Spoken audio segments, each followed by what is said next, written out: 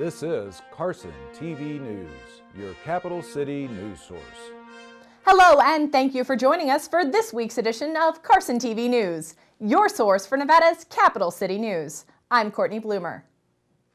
Shaping up to be the largest job fair ever in Carson City, 55 area employers and 15 employment and educational agencies have signed on for this Friday's event at the Carson City Community Center. The February 27th fair, hosted by Carson City Health and Human Services in partnership with the Chamber of Commerce, runs from 2 until 4:30 p.m. The fair will offer early 1:30 p.m. admission for all veterans. Job seekers looking for work will be able to meet with human resource representatives from fields such as manufacturing, retail, security, casinos, city and state government, healthcare, schools, auto retailers, restaurants, golf courses, staffing agencies, banking, and more. Some of the employers will be attending have multiple positions to fill. All job seekers should bring an updated resume and dress to impress. A free workshop for interview preparation and resume development is available Wednesday from 2 to 4 p.m. at the Carson City Health and Human Services location at 900 East Long Street. For more information regarding the job fair, call Lynn Ellis at the number shown on your screen. In this week's Health and Wellness segment, Star next door from Paradise Salon, Spa and Wellness shares her suggestions for improving your time management. Hi, this is Star from Paradise Salon, Spa and Wellness. And today we're going to talk about logging your time. Because if you don't know what you're doing with your time, you can't change it. And I have this insight from Laura Vanderkam. This is her spreadsheet that she created. And this little spreadsheet allows you to record exactly what you're doing Monday, Tuesday, Wednesday, Thursday, Friday, Saturday, and Sunday, and all the hours that are possible. You need to know what you're doing. Much like a food log, this is your time log. And you can find this on the web. You just have to Google search my 168 hours time log. Really easy. When you do something like this, this gives you insight into what you're spending your time on. And you need to take a moment and decide what's really important to you, because the time monsters will come and eat up every hour that you have and make it so that you can't get in those things that are really important, like being healthy and being well, as well as possibly taking a trip to Venice maybe, or to the Mardi Gras, whatever is your particular life goal. So you need to know exactly what you're doing with your time. Take a minute or two and find this time log, or make your own, and then spend a week, maybe 2 weeks, logging exactly what you're doing with your time so that you can evaluate where you can make changes and how you can manipulate your time to get what you want done. Again, this is Star. I hope I see you in Paradise sometime. Thanks, Star. This week's Hidden Gem is a new eatery on the south end of town. Open only a few months, Siam Classic, located behind Save Mart, is serving up delicious Thai food. Here's more. Today's Hidden Gem eatery is Siam Classic. I went in for lunch today and oh, the food is fabulous. The place hasn't been open that long. It used to be Beijing Palace. It's near the South Save Mart between the Manger Bookstore and Dreamwell Comics. Wonderful place, nice people, good prices, and the food is just delicious. The restaurant is Siam Classic Thai cuisine. So we opened almost 3 months already. The first day beginning of the opening is 1st of December 2014. And then almost 3 months, huh? It's very good. The people came a lot. We think we are lucky. And then all of them is a good person. They are very nice to us. Thank you for everybody who coming in. And we'll see you all again. Modern Manners with Lynette Gardner is back this week. When you're out with a group of friends, what is the proper etiquette for using your cell phone? Miss Gardner is here with answers for you.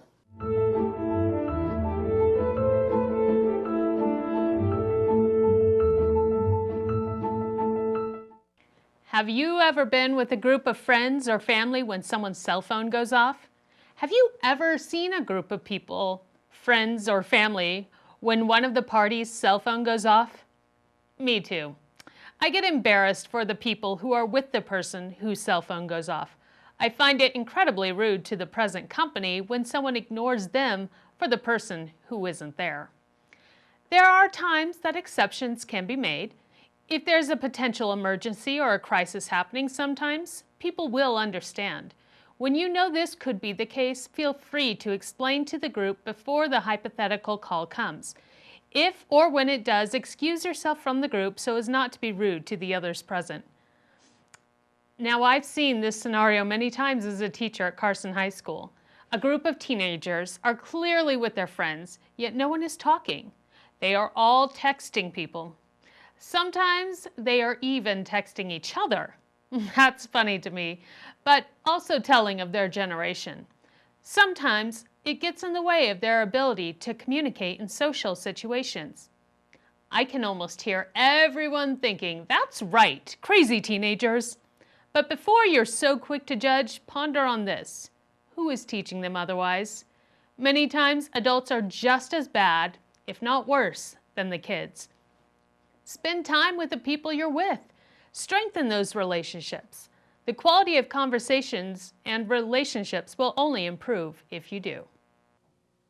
Thanks, Lynette. Those are some great etiquette tips.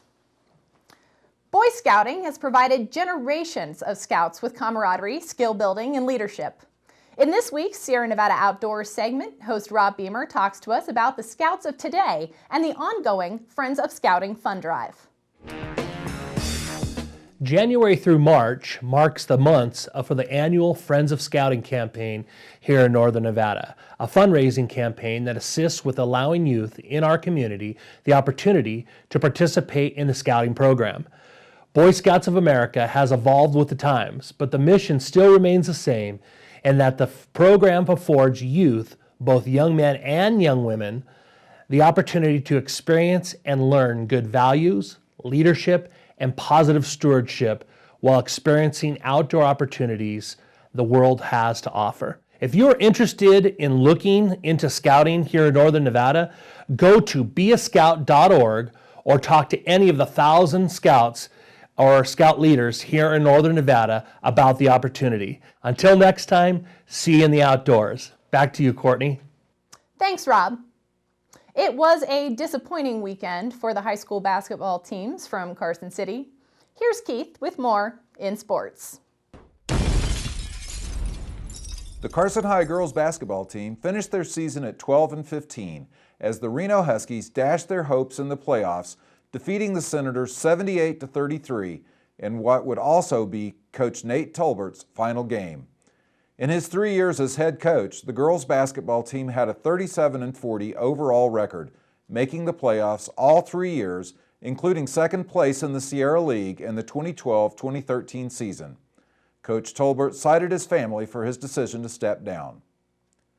In boys basketball, the Senators started off the first game of the NIAA Division I playoffs on Tuesday the 17th with an 11-0 run and never looked back, defeating the North Valley's Panthers by a final score of 66-49.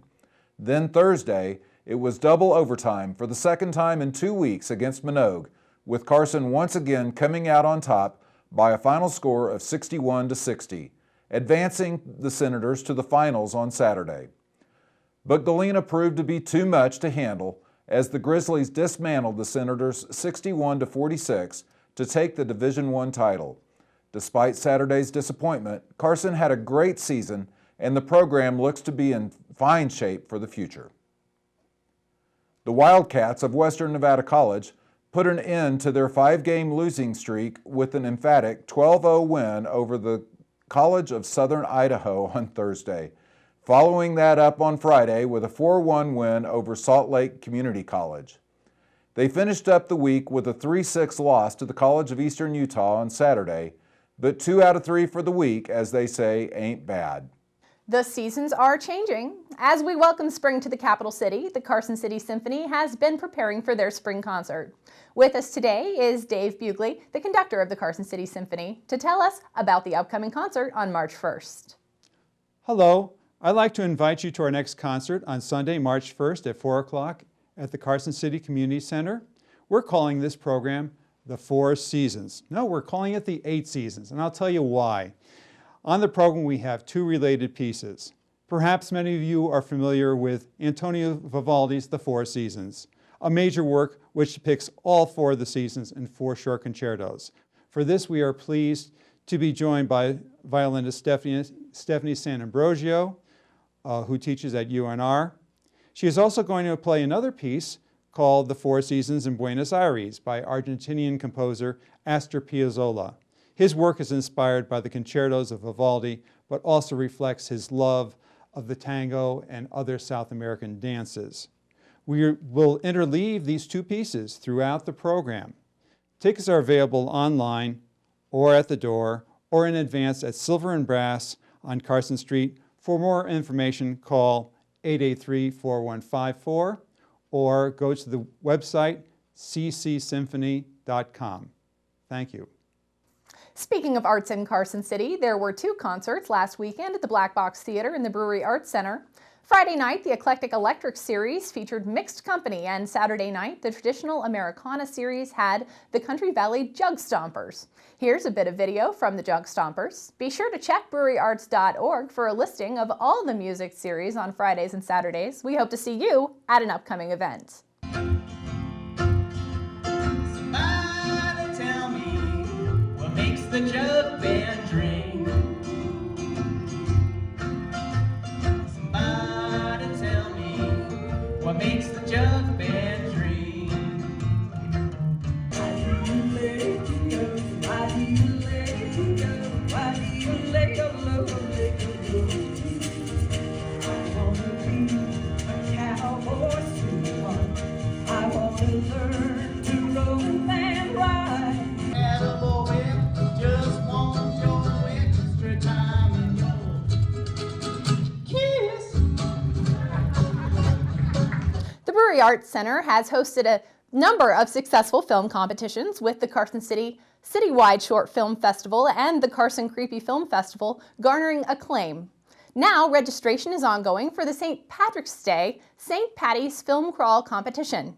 Your film team has until March 4th to register and then complete a film by March 7th. For more information, contact Darla at 830-7939 or dbear@bactv.org.